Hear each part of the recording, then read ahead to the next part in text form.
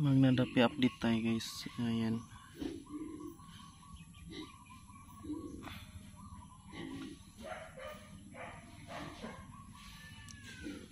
So yung nakaraan medyo di makikita ngayon. Ayan o, makikita nyo na sobrang dami na nila. Ayan. So siguro na silalim yung iba kaya hindi siya masyadong makapal tingnan. Pero kung nandito ka talaga sa personal, so sobrang dami na nila silalim.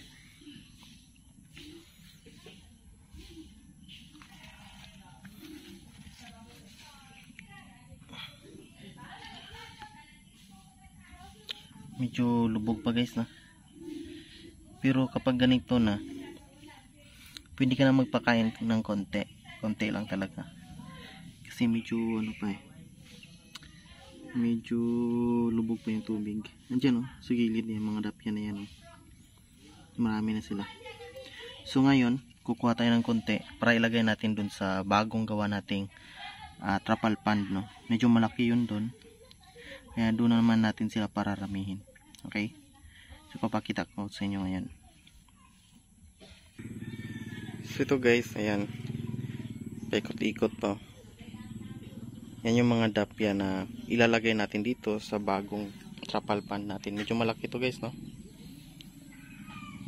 siguro mga 4 meters sa kataas.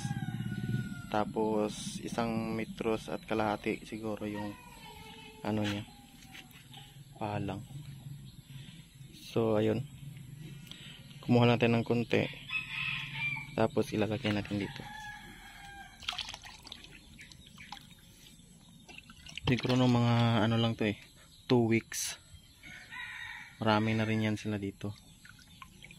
So magbibigyan na lang ako ng update guys, Tapos kung meron tayong available na pwede nang i-harvest na mga dapya, magpo-post tayo sa ating Facebook page, I-follow nyo lang po ako guys, Mr. Bangis, Search nyo lang dyan sa Facebook. Dahil dyan ako mag-update about dito sa ating dapya culture. So yun lamang po guys, Please support my channel, hit subscribe and also follow my Facebook page. Bye bye.